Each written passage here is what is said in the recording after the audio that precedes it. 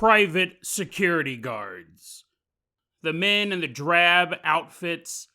We've all been chased off of property by private security guards at one point or another in our lives. But is it possible that these rent-a-cops deserve more respect? Is it possible that the Paul Blarts of the world are actually on the front lines of the war in the paranormal? Then we take a look at the story of a young woman sharing a home with her mother. Everything seems to be good on the surface. They get along. And what more could you hope for out of a mother-daughter relationship? They're pretty chaotic.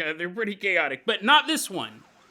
Everything was fine in this mother-daughter home until a new visitor showed up. A visitor from hell. Today on Dead Rabbit Radio.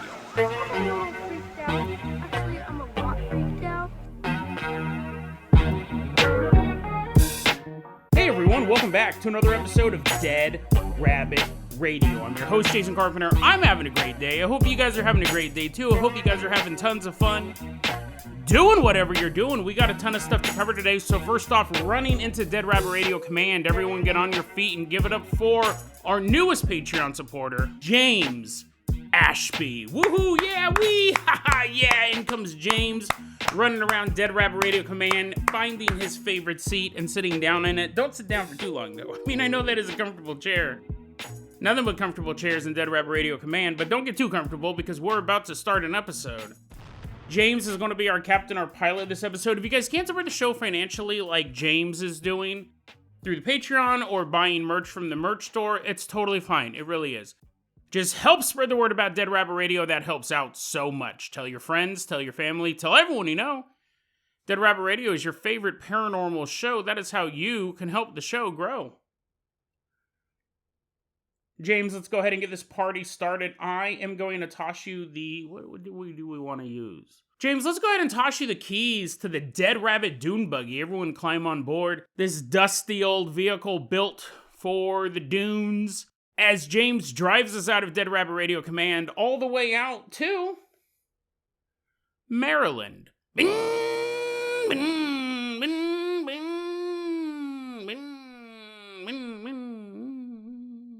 Driving all out to the famous desert region known as Maryland. Specifically, we're headed to Great Falls, Maryland.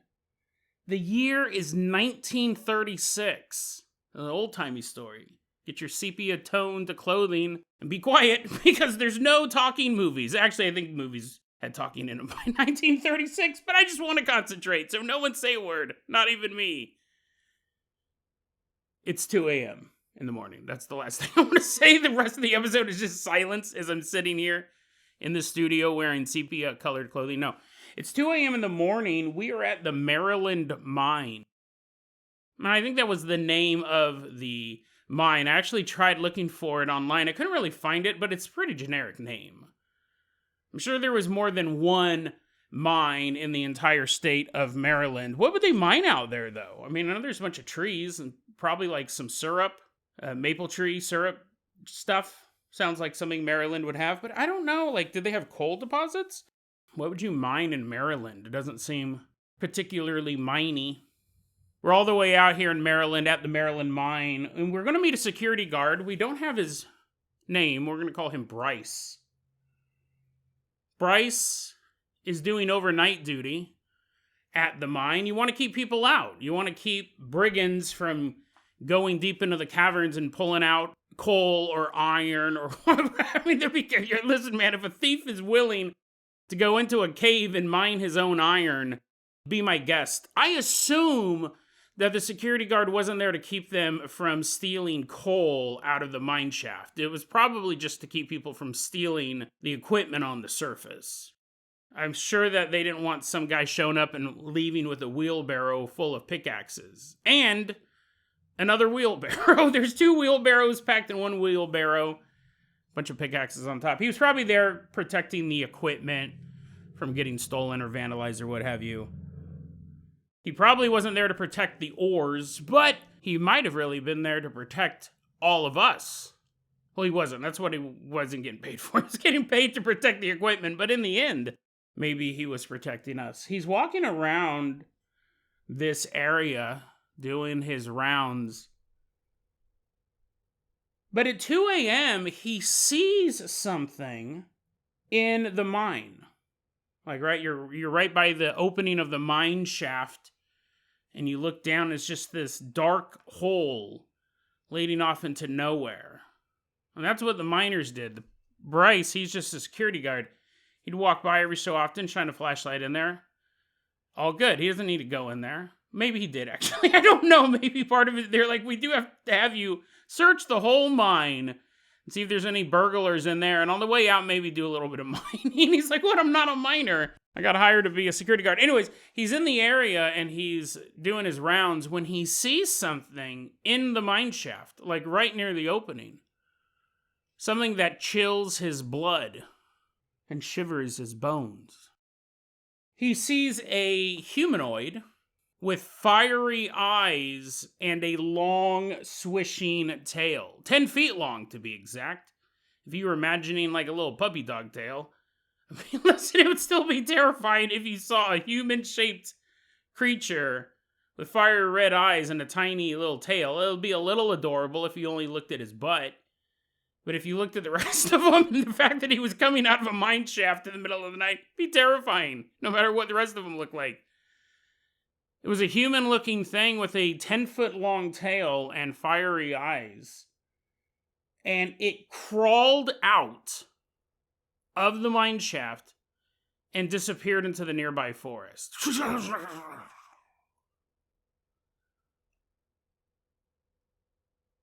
And we talked about that on a recent episode. There's something more intense about a human crawling after you than just chasing you. Well, he's still chasing you.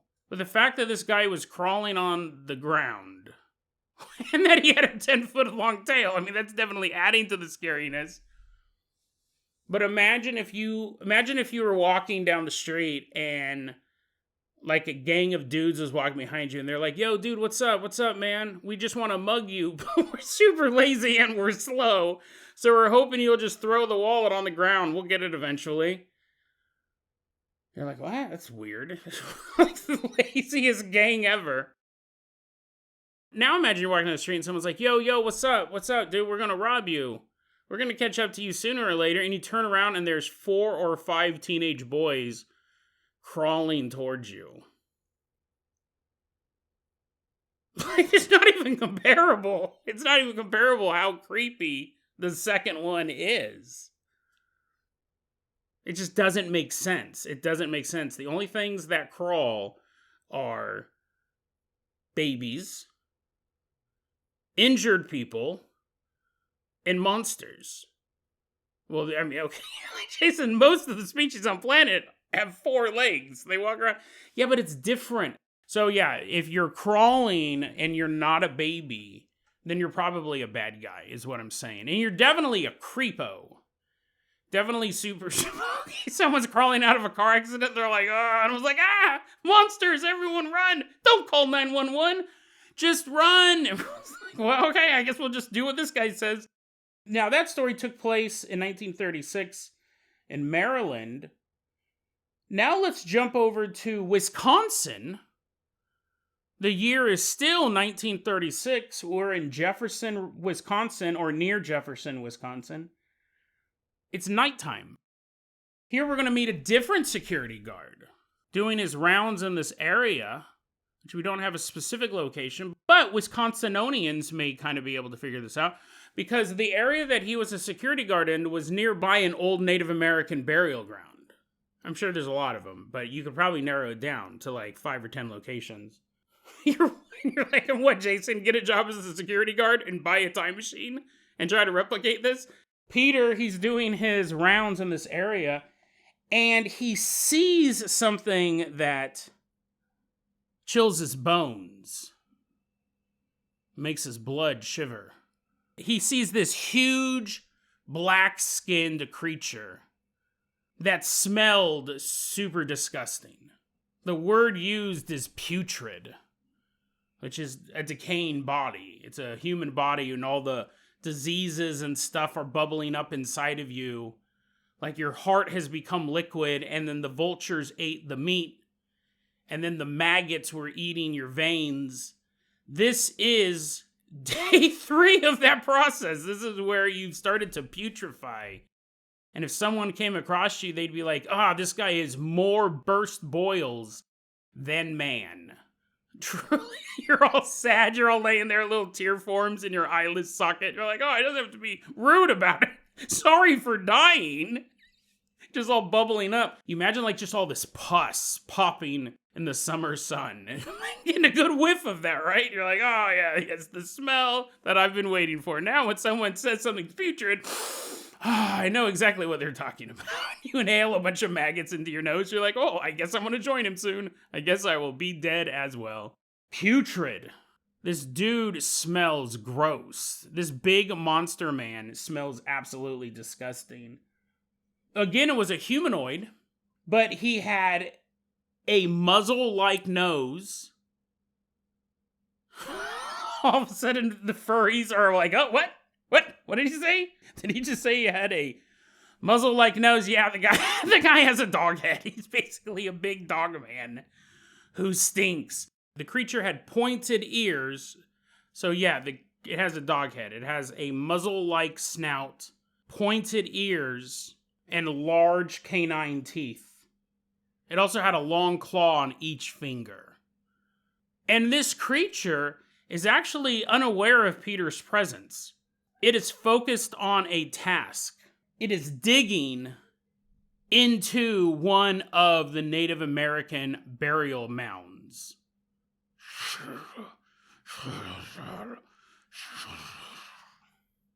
Peter sees this. It absolutely terrifies him. This giant monster digging into a human grave. But even if he was shopping in Bloomingdale's and he saw this guy at the perfume counter, he'd still be terrifying. It's not so much the location, but the monster itself. Peter begins to pray. And when he starts doing this, the beast shows fear. The beast visibly becomes afraid, utters a single word, and then walks away into the nearby woods. The word this creature uttered, and Peter said, I think this is what he said, at least this is what it sounded like. It didn't really make any sense. The word that Peter heard was something like Gadara. But he's not entirely for sure, but that's what it sounded like, was Gdara. And then the creature just walked away. Again, it didn't run, didn't crawl. It just was kind of like, whatever. I was going to eat a human body tonight, but, I'll just go somewhere else. He walks away. Now, I found these 2 stories on thinkaboutitdocs.com, which is a UFO resource that we use a lot. It's a fantastic website. They got them from Strange Magazine. There was actually 2 separate issues. The first story was in Strange Magazine number 5, and the second story was in Strange Magazine number 11. Strange Magazine, it's really, really frustrating because it is an amazing repository of paranormal stories, and you cannot find issues of this anymore. Like, I tried ordering back issues of these 2 ones so I could read more about the stories. I was emailing the publisher, the email's dead. I'm surprised the website's still up. It says order back issues, $11 each or $20, whatever it was, and I was like, I'll do that. And they just, basically all my emails are getting bounced back. You might be able to find copies on eBay. I think I came across that once. Let me take another look at that real quick. It's really frustrating, though, because we see this a lot. Some of the best books about UFO, paranormal phenomenon, portals, all of this stuff, they're out of print. You just can't find them anywhere. So here so Strange Magazine number 11, you can get from Amazon, it's $50. $50 an issue, which at a certain point, is that even the same? Yeah, if you look at, I'll have to do that. I'm going to have to buy, I don't even know if this is the right issue. It might be a republish, but it sucks. I'll spend $50 for the magazine if I have to, just so there are copies of it. Yeah, here's one on eBay for... No, that's different. That's Strange Galaxy. That's like some sci-fi magazine, which I'm sure is fine, but it's not what I'm looking for. Missing 411. Very famous conspiracy theory about people disappearing in national parks. Those books were out of print. I think that actually helped the missing 411 phenomenon become popular, because back in the mid to early 2000s, people would talk about missing 411. They would talk about it on podcasts like Mysterious Universe. You'd be like, dude, that's amazing. I got to find out more about it. You would go to buy the book. The book was selling for like $200, $300, $400 because it was completely out of print. So that made the mystique of the conspiracy theory grow, because you couldn't fact check it. You were going off whatever someone said in a podcast or wrote an article about, and they'd reference something that you couldn't get, and people were not selling those books. Well, they were. They were selling them for hundreds of dollars, and a lot of people, when they bought one, they would just hold on to it. They're not going to resell it. It wasn't until maybe the last 6-10 years where David Pauletti's republished the books, because he's like, oh, wait a second, I could be a millionaire now. If I remember correctly, he was still doing interviews when the books weren't available. And I think what prompted him to, so many people were asking him for the books. They're like, put them online, put them online. He's like, I'm not going to put them online, but I should republish the books. So for a while, you couldn't read those books unless you were going to drop $400 to read one. Had he died before he could have republished them, you would never, the conspiracy theory would still be popular. It was already popular when you couldn't get the books. But now you can read them and stuff like that. And see, now you can also kind of fact check them. And that's happened too. People have said, well, you know, I know what case he's referring to here, and that's not exactly what happened. So now that you can look at the source material, you go, yeah. But I mean, I do think there's something behind the phenomenon. I don't know exactly what it is, but I do think probably 90% of the stuff that is associated with missing 411 may not actually be paranormal or supernatural. Same thing with UFOs, right? Most UFO reports, completely explainable. But it's always that 10% or that 5% or even that 1%, which does prove the phenomenon is there and there's something unexplainable about it. So that was me going on about how stuff falls out. I mean, I get it, right? Publishers can't exist forever. But I do want to get these magazines. I do want to look more into them. But let's go back. I just realized I was completely, I didn't finish even telling the story. Gdara. When I read this on thinkaboutitdocs.com, they said, you know, the creature said a word that sounded like Gadara and then walked away into the woods. So I go, what does Gadara mean? Does it mean anything? Is it just some guttural phrase that a muscular furry will utter in the middle of the night somewhere in Wisconsin? Or is there a meaning? So I typed it into Google. Not only is there a meaning for it, it might be the creepiest meaning of all. Typing in the exact same spelling that is available on the thinkaboutitdocs.com website, Gadara is where Jesus visited in probably one of his most famous adventures. Now, adventure might not be the best word to use, but there's a lot of stories of Jesus traveling around doing things. And there are one or two, I think, that stand out that even if you're not a Christian, even if you're not religious at all, you've probably heard. Not including the crucifixion, right? That's just kind of part and parcel. But even if you don't know anything about Jesus, actually, there's probably 3 stories you know about him. One, the story about walking on water. And actually, I don't think a lot of people know about that. You're like, what? He walked on water? Wow, that's it. I'm becoming a Christian. Come on, let's go down. Let's go down to church. I'm converting right now. Actually, now that I think about it, that's probably a really obscure one. Okay, the Last Supper. The Holy Grail. I think even if you don't know anything about Christianity, you've heard the term the Holy Grail before. That's not where this story takes place. That's going to take place in Gdara, okay? The other story, if you know nothing about Jesus, now that I think about it, there's a ton of stuff. You're like, Jason, virgin birth, Christmas, there's a lot of stuff. Easter. Okay. I'm just, because I was like, oh, there's a ton of stuff non-Christians know about. Here's the thing. Gdara is a very, very famous story. I didn't know this is where this story took place, but Gdara is where Jesus went. And there were these 2 dudes who were possessed by demons.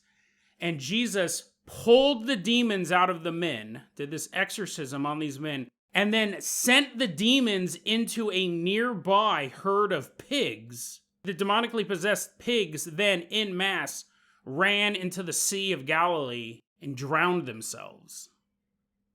This is where when Jesus asked the demon, what is your name?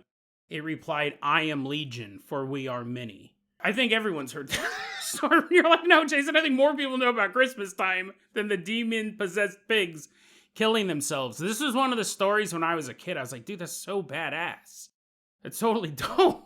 Dude, a bunch of demons are like, look at, we're making these two guys dance. We're making them do all this stuff. Whee! And then the next thing they know, they're in pigs. And they would rather be drowned in the ocean than be pigs. Well, to be fair, the demons didn't drown. They just went to hell. They're like, it wasn't that bad. We were in pigs for like 5 or 10 minutes. That story is also referenced. I just read about it today because there are conspiracy theories. We covered it before on this show that pigs are actually so closely related to humans because we have the same type of skin. They're the only animal with eyelashes, apparently. I don't know. You fact check that one. But anyways, pigs are pretty closely related to humans. That's why we use pig organs in humans. That's why we'll do medical testing on pigs. We have similar skin. We have similar eyes. Is that the reason why religions like Judaism and Islam don't allow you to eat pigs? Because you're also not allowed to eat other people. And this idea is that humans and pigs are so closely related, we're both unclean animals. And the episode we did I thought was interesting. I'll put it in the show notes so you can listen to it, but it goes beyond the spiritual. It's this idea that we've done so much crossbreeding at a genetic level between humans and pigs to try to get pigs a little more human so we can test better medicines, we can see how things affect their organs and so on and so forth. That there is the belief by some that some of those more human genetically modified pigs have, through just absent-mindedness and bad bookkeeping, have ended up in the food supply. So we at some point may have all eaten human flesh in the guise of a genetically engineered pig. I'll put that episode in the show notes, but I keep getting off task. You're like, yeah, Jason, what happened about this monster in the mineshaft? The creature uttered Gadara, and that is the place where Jesus showed up and kicked the demons out of the dude and then put him in the pigs. It's very interesting that this dude is praying, and he heard the man say the location where Jesus fought demons and won. I don't think that the private security guard knew what that word meant. I didn't see any reference on thinkaboutitdocs.com. That's really why I wanted to look at the source material for that magazine. I don't think thinkaboutitdocs.com figured out what that meant, because that means it's less of a monster and more of a demon.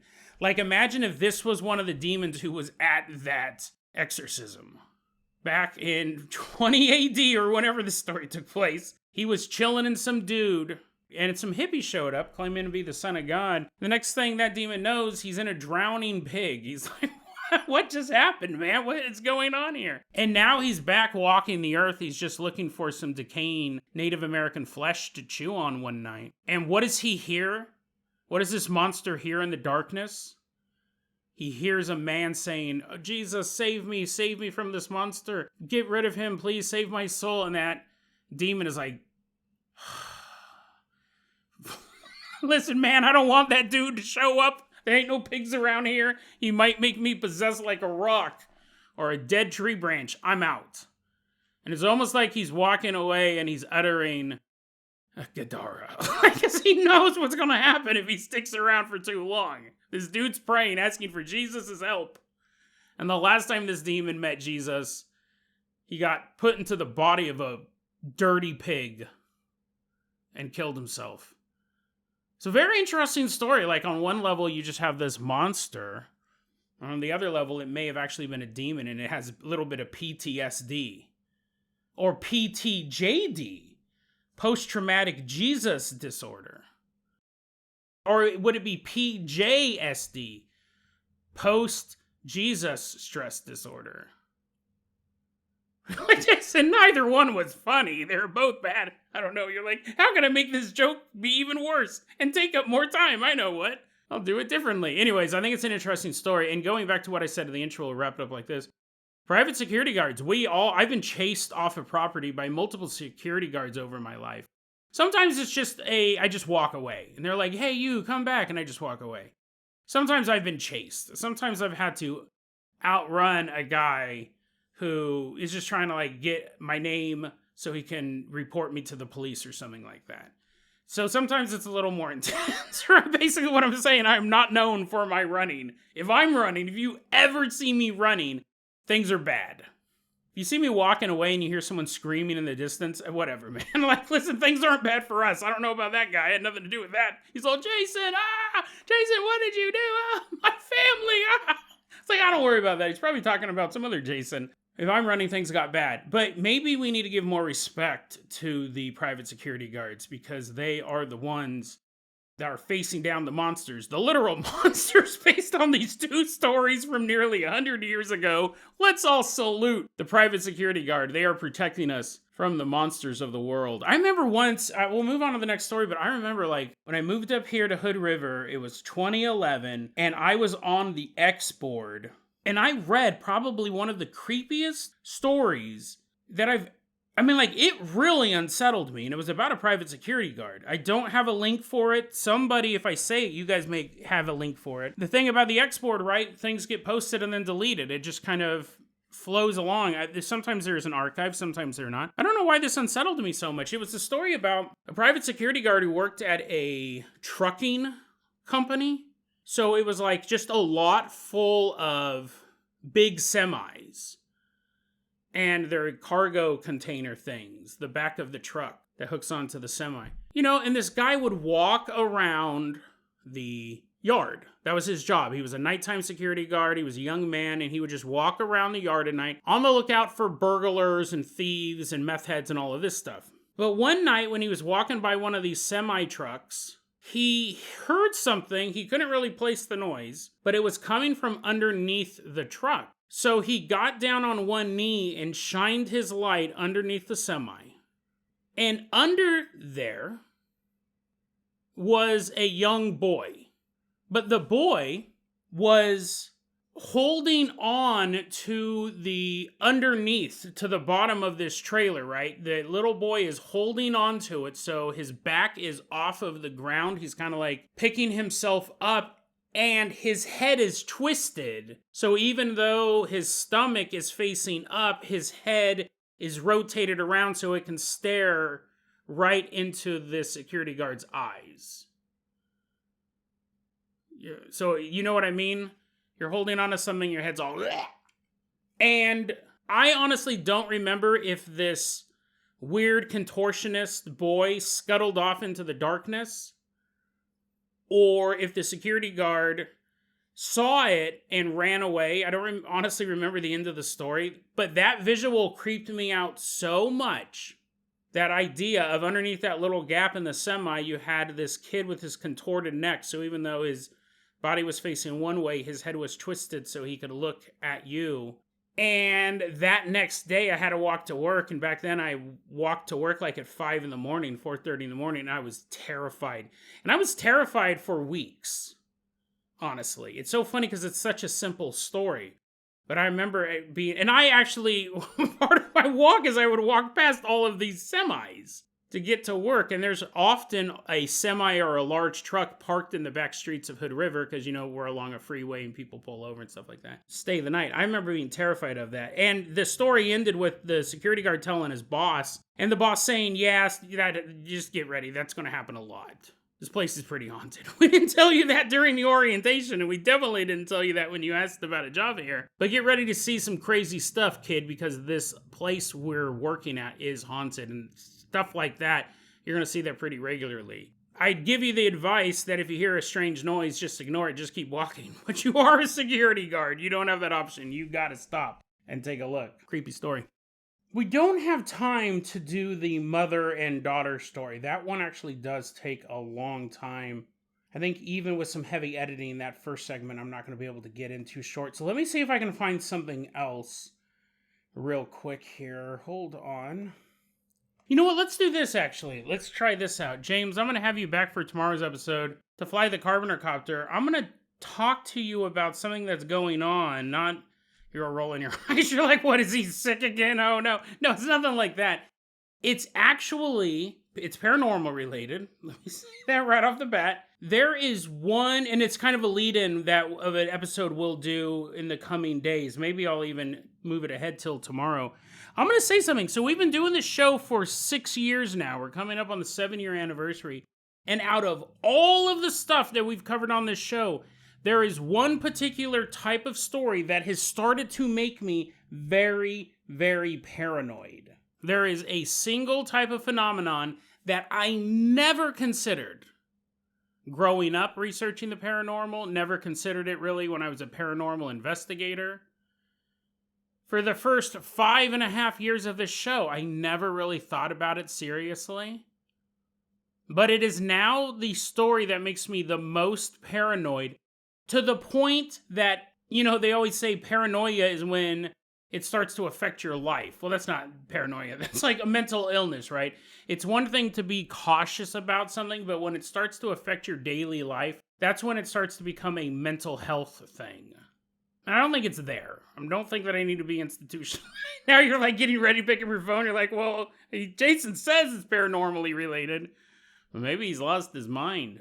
The paranormal stories that I'm talking about, we've covered quite a few, and we've been covering them more and more, are the stories of things appearing in your home. Not disappearing. That's normal. Everyone deals with that. It's a meme at this point. Where'd my socks go? Whenever I do my wash, only one sock comes out of the dryer. Ha ha ha. Old stand-up joke, right? People know it because it's relatable. We're talking about the stories of finding things in your house that were not there before. I think the first time we covered it, and I'll put these episodes in the show notes, was about jinn. And one of the ways that they invite themselves into a home is they will leave money for you. You will find money in your house. In the story we were covering, the jinn was dropping like $10, $20 bills that were found around the house. And the kids were finding them, and they're like, Mom, look at all this money we got. And at first she thought, like, did I drop it? Is this my money that I'm dropping? But the amount kept going up. They kept finding these 10s and 20s. She's like, listen, I'm not dropping that much money. They had to bring in an imam to bless the place and to get the jinn out. Because what happens is you can't take gifts from them. And this is the same thing with fairy folklore. In Western culture with demons, in Western Christian culture, it's not so much that a demon leaves a gift for you, but you make a bargain with it. You do get something from them. But I never really heard stories like that growing up. Things appearing in your house and then you taking them and allowing this entity. It's like, oh, okay, well, if you took that. And it's not just relegated to the stories we find online. Longtime listener of the show, longtime supporter of the show, Rudy Jazz, sent in a story saying that they found a small, I think it was a Snickers, like a fun-sized Snickers bar, right underneath their computer monitor. Like, not in the back, not where it was super dusty. I don't actually know if Rudy Jazz's house is a mess like mine is, but there was a little Snickers bar sitting where the desktop monitor and the desktop keyboard was, and they did not put that there. And in fact, Rudy Jazz is lactose intolerant. So they wouldn't be able to eat it anyways without taking some medicine. It wasn't left there by mom or dad. It was just there. We've covered more stories since where people are finding items in their house. And it almost always has a malicious spiritual connection or intent. This is not a story that I ever thought about before doing this podcast, and it isn't a story that I really thought about until very recently. We've been doing these stories. There is very often money right by my front door. There's quarters all the time right inside my place, right by the front door. Now, the reason why that is I keep my laundry money in a little Spam can on top of my fridge. So every so often when I'm entering or leaving, the can falls off the fridge. It's not supernatural. And coins scatter across the ground. And over time, I'll pick them back up off the ground and put them in the Spam can. And the Spam can will get knocked over. Quarters will spill again. This has been going on for a few years. It's nothing new. But recently, and this is where the paranoia comes in, I don't have any quarters in that can anymore. I finally learned my lesson after 8 years of living here, or 10 years, however long it's been.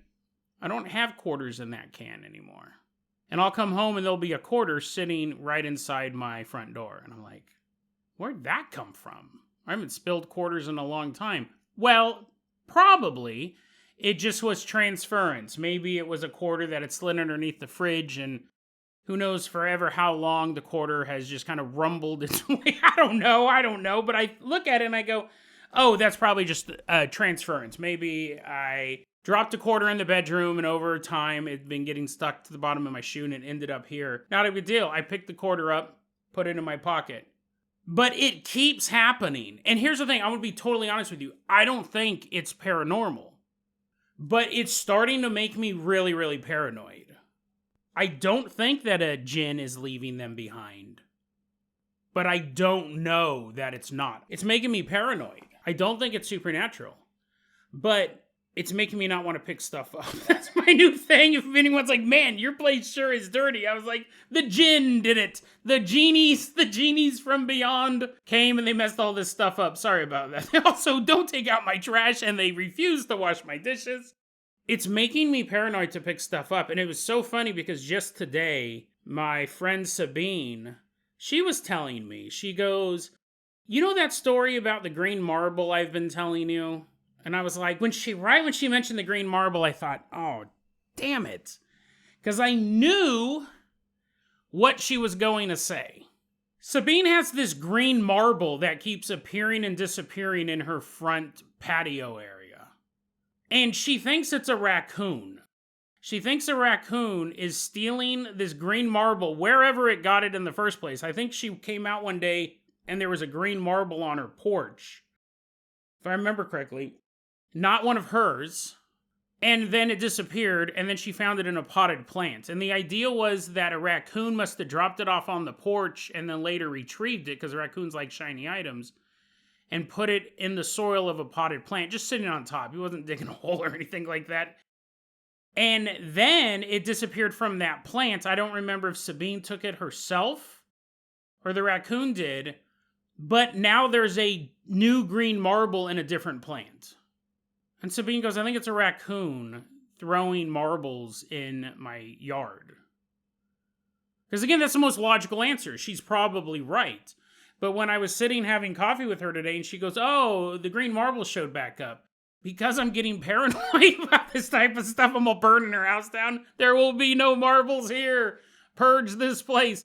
It's making me paranoid. It's so funny because out of all the stuff we covered, demonic possessions, alien invasions, families being destroyed by a supernatural entity, it's this stuff that's ending up on my ground, on the floor of my house, that really is making me not want to pick up quarters anymore. Or anything of value. But also not garbage either. I'm looking over right by my garbage can. I was like, oh, I have pretty bad aim. I see like a soda bottle lid there and some half-digested nicotine lozenge. And what is that, a pencil? It's all on the floor in front of my garbage can. It's like a dartboard with 100 holes everywhere but the bullseye.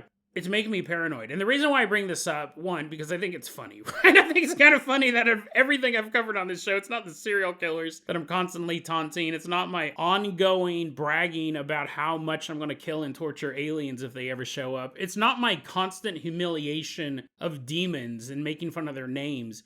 It's this. It's the fact that every so often there's a quarter inside my house that is unaccounted for, and I'm really starting to think that it might be black magic related. I do not believe that it is. It is a paranoid thought. I 100% don't believe that there's a supernatural element behind it. But the problem is that's what happens with paranoia.